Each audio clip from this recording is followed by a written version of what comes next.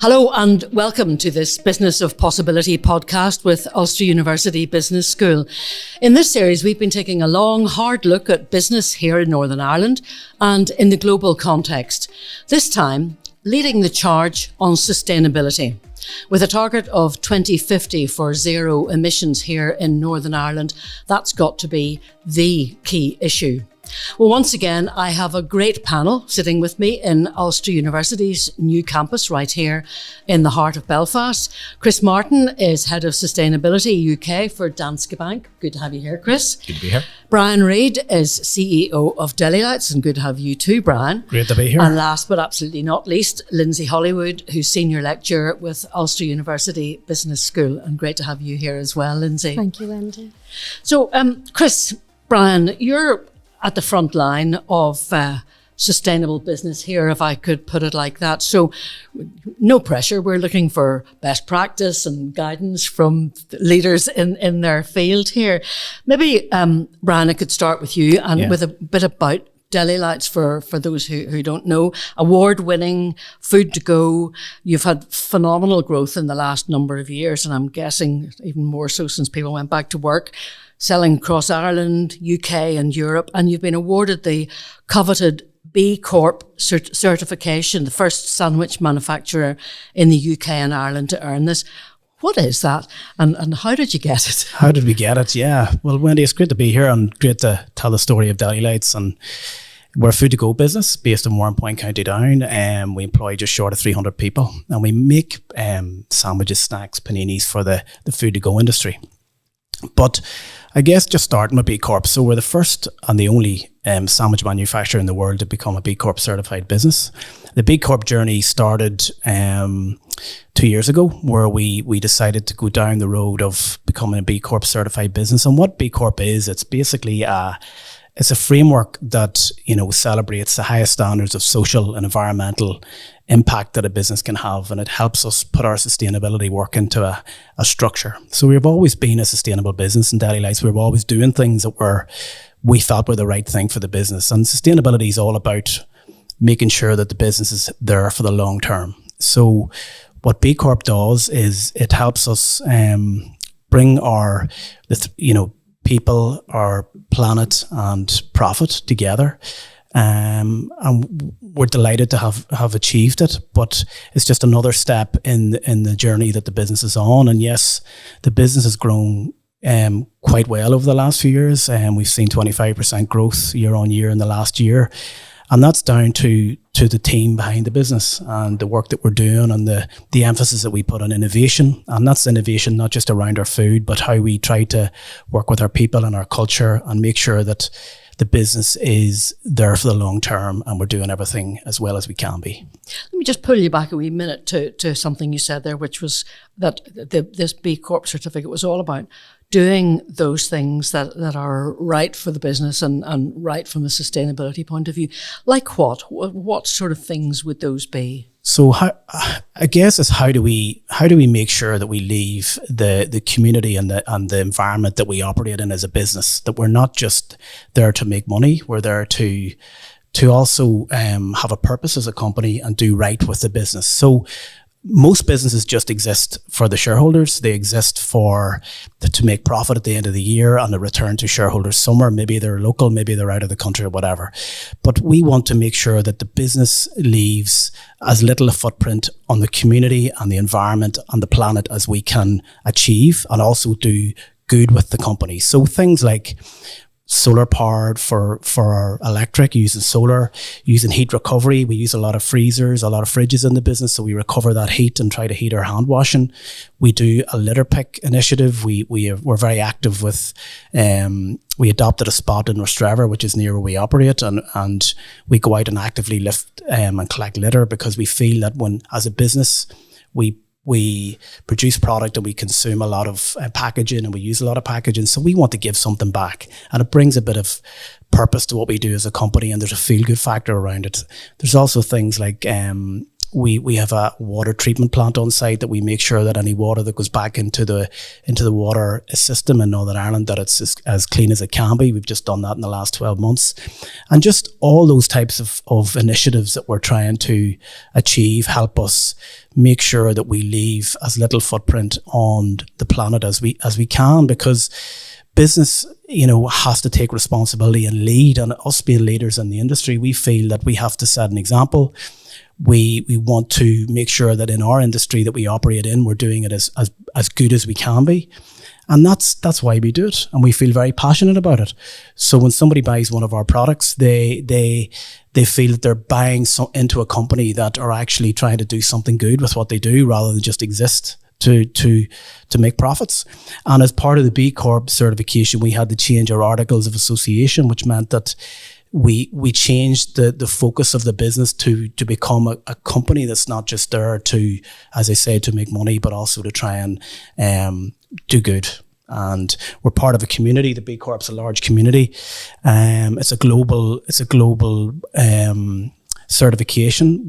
So there's a number of B Corps in Ireland. I think there's over 1,000 now in the UK. So we're just delighted to be part of it. And as I say, we've always been a sustainable business. We've always been doing things, but we didn't really know why we were doing them. And we wanted to try and, get a bit of momentum. And how do we sustain that momentum in our initiatives? So it's just, it's the way we do business, and we want to integrate that into our culture as a company. So that gives you a wee bit of an idea as to why we did it, and we're proud of it. Well, I'm sure, rightly so too. It's absolutely fascinating. I mean, Chris, that must be, in a way, music to your ears. I mean, you're responsible for developing Danske's strategic response to climate change and sustainability, not just in your own operations, but also in terms of supporting customers. That must be the kind of thing that you would love to be hearing from your customers at the moment. Oh my goodness, if we're hearing that from every business in Northern Ireland, how fantastic would that be? Absolutely incredible. But it is something we're trying very hard to do within our own organisation. The whole sustainability agenda for Danske Bank, I guess, is very much, it starts with our purpose, which is all about helping our customers or colleagues in society to thrive. And you can't do that if you're not doing it in a sustainable way. So as an organisation, from the board through the executive committee and through all our staff, it's very much placed at the heart of what we do. And it's one of our strategic priorities. And we sort of look at it through two lenses. We talk very simply and deliberately simply we talk about going green ourselves, and we talk about helping others go green. And going green ourselves for us is very much starts with our people. So it starts with our colleagues who work for us. It starts with their awareness and understanding of sustainability. They've all been through sustainability learning, and we do lots of training sessions. But we have a really vibrant staff community within the bank on Yammer, where they share ideas. They help us think about what way we need to prioritise things. So we start with our people, and then we build out from there. So for us as an organisation, it's our premises are probably our biggest operational footprint on our branch network and how that impacts. And so over the last few years, we've really thought hard about that, and we've done all those good things that lots of businesses are doing with low energy lighting, and we've made sure all our electricity is 100% renewable. But we sort of challenged ourselves a few years ago to think about, okay, well, actually, this all comes down to how we're fueling our buildings. This is where we need to invest. This is what we need to do to change. So actually what we've done now is our branch network, all our standalone branches, so the exception of our head office building in Donegal Square West and our operations centre in Clayton, all of those buildings are fossil fuel free. So they're zero emission. That's been incredible for us to drive forward our emissions reduction and just to change the way we operate from there. And then the other thing we talk about a lot internally is our partnerships. Who do we work with? How do we think about the place that we are? And Brian talked about Adopt a Spot. We did something very similar with our branches. And this is again led by our staff, and through Keep Northern Ireland Beautiful, we were able to do Adopt a Spot at our branches.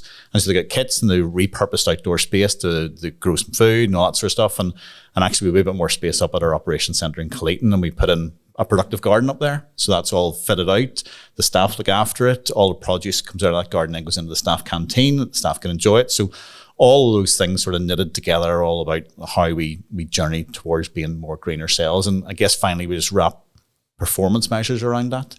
So we set ourselves an ambition a few years ago to reduce our Scope 1 and 2 emissions by 50% by 2030. And through the likes of the changes to the branches and that sort of investment, we actually managed to get to 70% reduction at the end of last year. So it was 20% ahead of target, 8 years ahead of target, which was fantastic. But for us, actually, the operational bit is, in some respects, the easy bit, because it is all to do with how we help others as well. And for us, primarily, that's our customers. Huge customer base, and both in personal and corporate and business.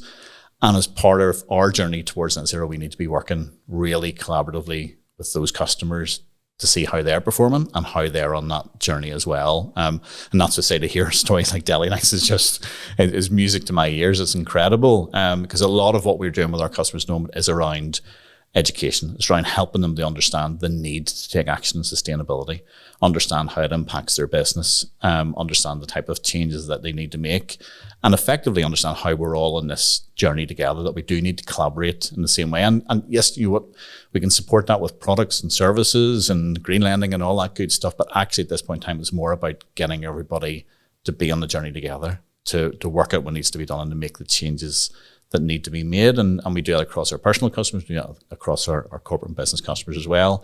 And just in the last few months, we've widened out to our procurement as well. So everyone we source products from, they go through sustainability assessments, there's environmental criteria that we have in. So just incrementally, we're just building out in relation to how we look at sustainability across every asset of our business, and guess how we can drive that forward to get the sort of outcomes that we all need to be getting to.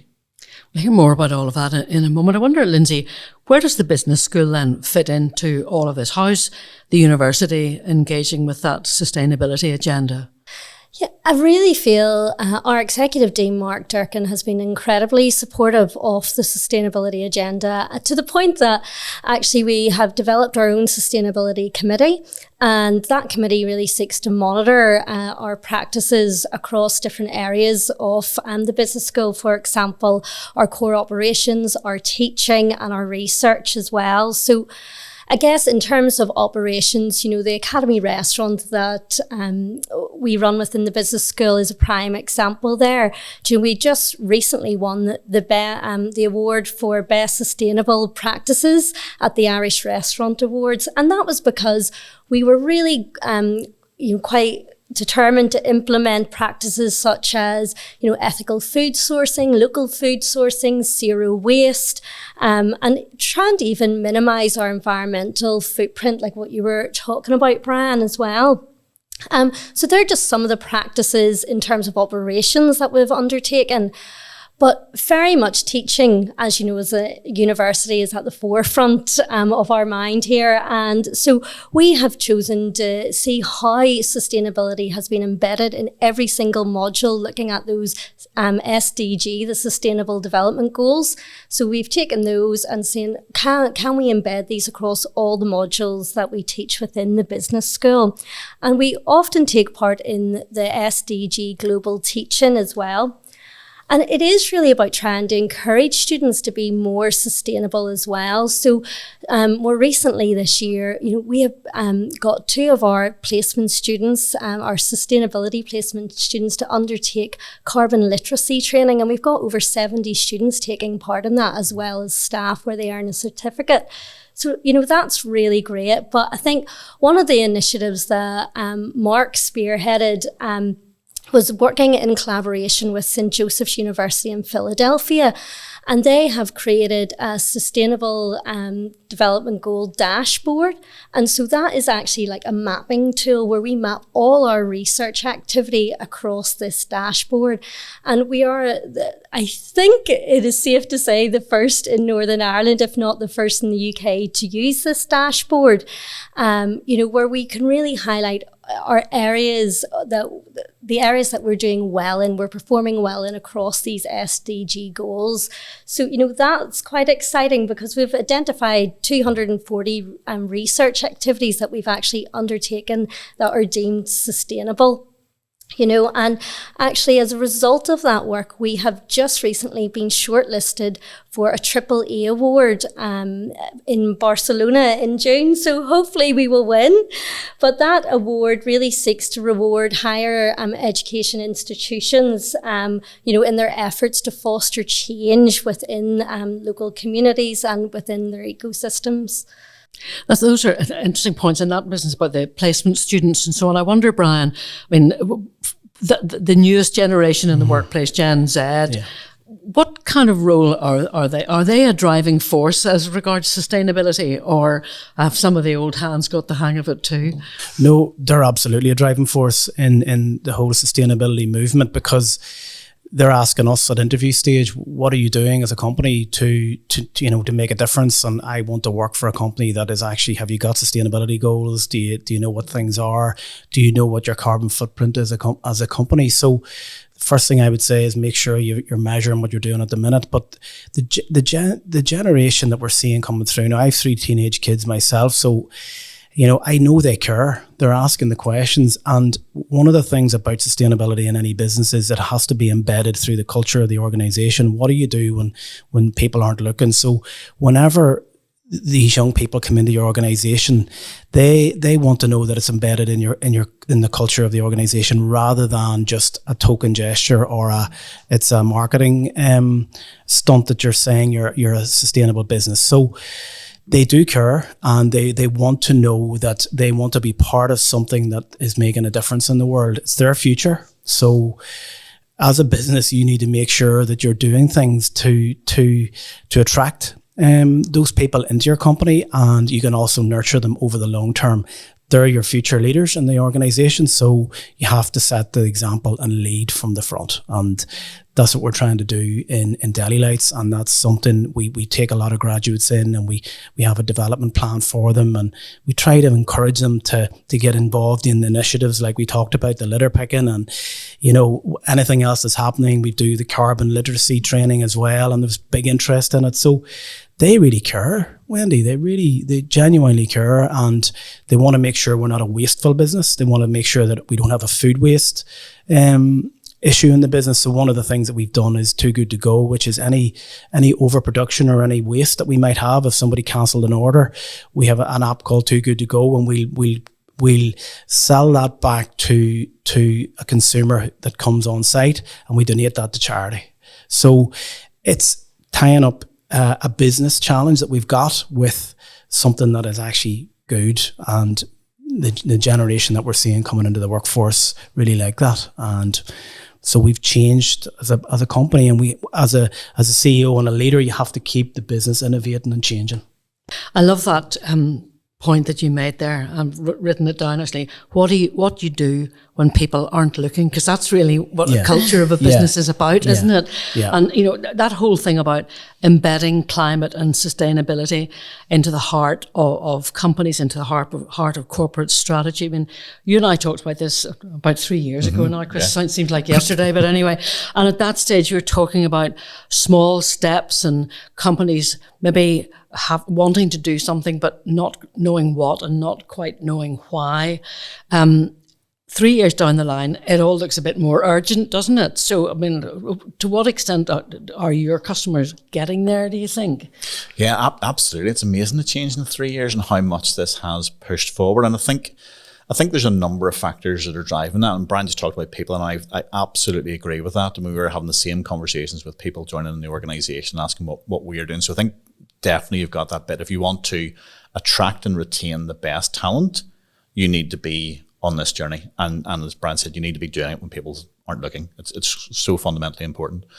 But the whole net zero journey now, I guess what we've seen quite a bit over the last number of years is what I refer to something as this sort of waterfall effect of net zero. So it started off with all like the really big businesses, and they were signing up to net zero commitments, and that's what they were doing.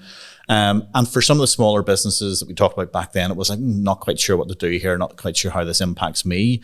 But very quickly what's happened is, because we look at Northern Ireland, and it's really supply chain economy. Everybody's supplying to larger companies, larger customers. And so as soon as those large companies go on this journey, they're then asking their suppliers, right, hang on a second, we're on net zero journey, then you need to be on the journey with us. So what are you doing about net zero? What are you doing about sustainability? How are you embedding that within your business? Not much to scare the living daylights out of and there have been a few conversations with a few customers who it's been interesting, but very, very quickly businesses then at all sizes are going, oh, hang on a wee second, this is no longer, and Brian referenced a minute ago there, the sort of the marketing, this is not a branding thing. This has moved well beyond that sort of CSR type approach that businesses had to it. This is now fundamental.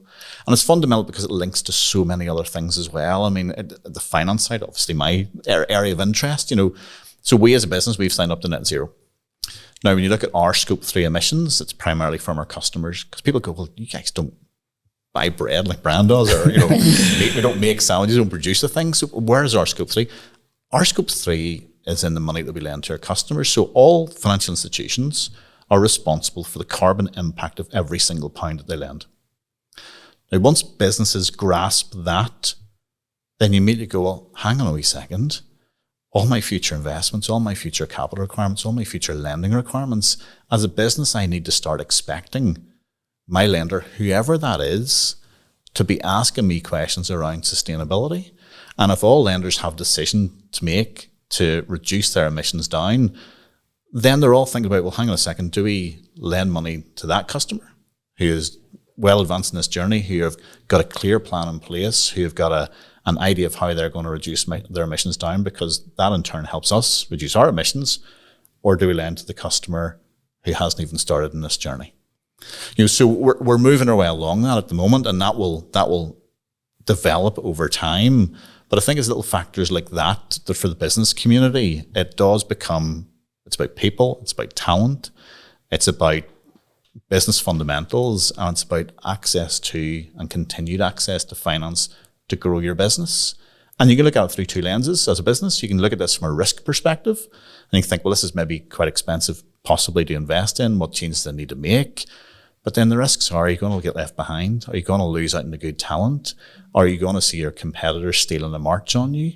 Are you going to lose out on business opportunities? Versus the opportunity side, which is, hang on a second, there's new markets here. There's a way to differentiate yourself from your competitors. There's a way to make yourself really attractive to those customers who you want to do business with. And there's a way to make yourself really attractive to the type of talent that you want to have in your business if you want to build your business in a sustainable way for the long term. So I think embedding it all is absolutely fundamental now for businesses. It's a big challenge for leaders, Lynsey, isn't it? For business leaders. And let's face it, businesses are facing so many challenges at the moment, from cost of living, conflicts, climate, AI, technology, talent shortage, the list, the length of your arm. How can leaders and professionals stay positive and energized about sustainability when there are so many other things crowding in on them as well? I think that you've got to see it as an opportunity. And as what you've just said, rightly said, Chris, it's that initial investment, they may see that as a big risk, but, not to invest in sustainability is an even bigger risk, and I guess small steps, Wendy, make a significant change. And it's about just trying to get that business to think, right, where are we on this sustainability journey? Let's stop, think, and map where we want to be. So where are we and where do we want to go to? And just making that roadmap. And that's where actually, the B Corp is very good at providing that roadmap to the likes of a food producer to say, well, if you achieve this, this and this, you're well on your way here. But it is very overwhelming, and it's trying to keep focus on, well, what one area, maybe for a really small micro or artisan producer, what one small step change can you make in your business? Like at the minute there, I'm working with a range of small producers on a food waste project. And, what's interesting about that is typically they would have thrown out their food waste or given it to the farm down the road. But we are saying, well, can you actually, either reintegrate that food waste back into your supply chain, give it away, or, is there a way to drive commercial value out of that? So let's take that one problem, one small area, instead of being overwhelmed, and see how we can drive change.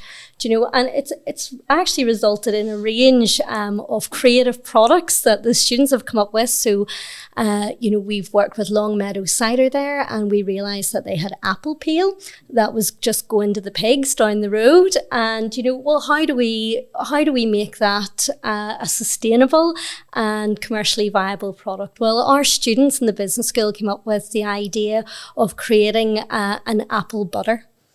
We were working with a local hummus producer, Hanny, at Baldy Foods, and he was just throwing out his aquafaba from the chickpeas, and we were thinking, well, what products can we create with that? Well, they came up with a vegan mayo, which might be good in your sandwiches. Absolutely, yeah. And I do like that kind of connection.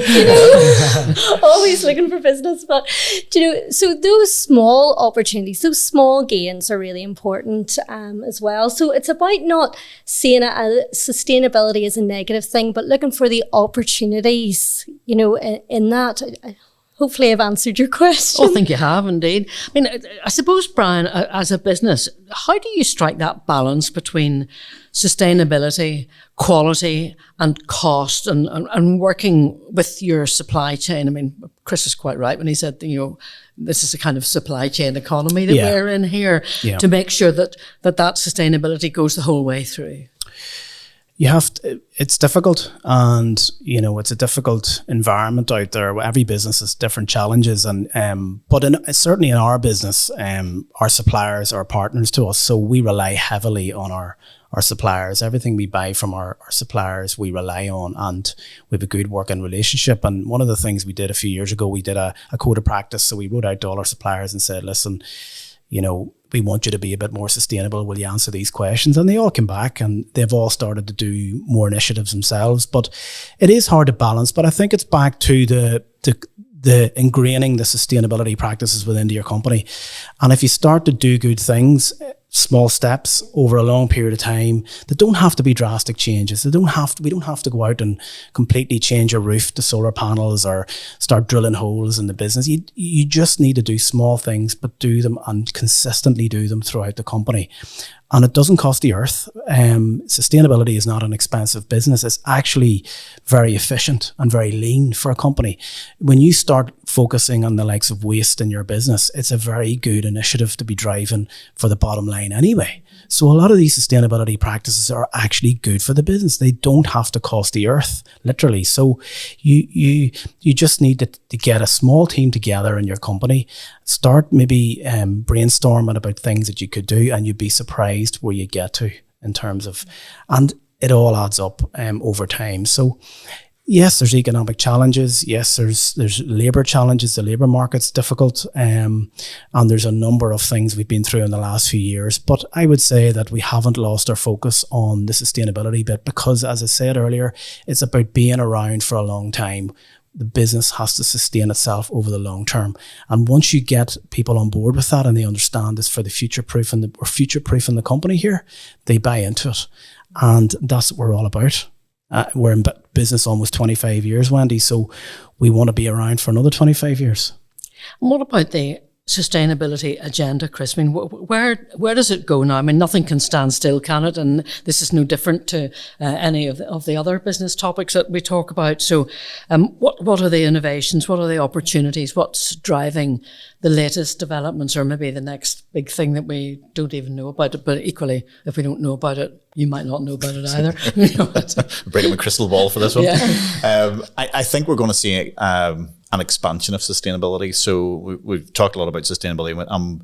I think we're all probably a little bit guilty of talking about sustainability through a fairly narrow lens of environment and net zero.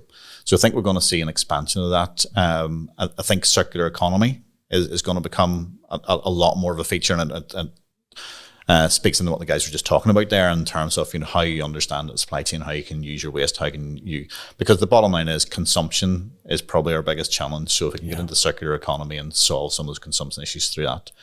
But I think you'll see sustainability agenda widening out into its sort of more significant format, where it starts to bring in factors around diversity and inclusion and a variety of other things like that. So I think sustainability will just grow and expand. And start to bring in a number of those other areas as well, just to layer on top of, because I think those businesses who are on this journey have got it now. And I think we'll see that then expand out in other areas. Diversity, nature-based solutions, circular economy will be the ones that will now start to rear their head. And those businesses, I mean, have they got used to the fact that that's what the bank is doing, because I think when you and I talked about this previously, there was a lot of head scratching going on. What has a bank got to do with any of this now? Apart from the fact that, as you say, you decide who you're going to lend the money to, depending on where they are on their journey, if you like. But they've got that bit now, have they? And they realise that they can get this kind of help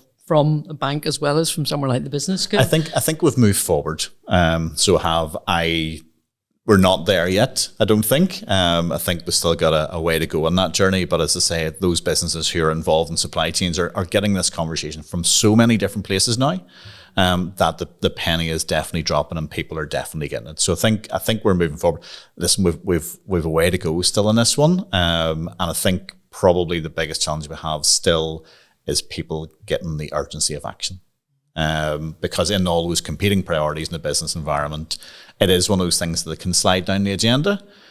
But as it slides down the agenda, it's one of those things that can become very expensive or very challenging or even more difficult to sort into the future. So it's speed of response is probably what we really need to crack at this stage. As somebody said, if you're worried about what to do, there's a one-word answer, which is start. And Lynsey, your students, those were great examples that you gave us of the way that your students were thinking, and that is all part of that sort of circular economy. Sure. So, where do you see this going, and will it be your students and others that are going to be driving the latest developments? Hopefully they will be. But in terms of where I see it going, I totally agree with you, Chris, and so I want to try and give a bit of a different answer as well. And looking at very much for businesses that they're doing, they're so focused on getting sustainability right. And, you're so busy trying to achieve all those metrics that sometimes you might forget the consumer and all that. And I know I'm always harping on about the consumer, but I think there needs to be an education piece there as well, about really trying to translate what you're doing to maybe that product label, and trying to educate that consumer on those sustainable practices and why they should buy your product over somebody else's. And I think that's just one point I would say, around that educational piece. Like when you look at a company like Mash Direct and how they implemented the new eco label to show, how eco-friendly their packaging is, I thought that was a great example, to really guide consumers in their choices. Another area would be that of packaging, as I say.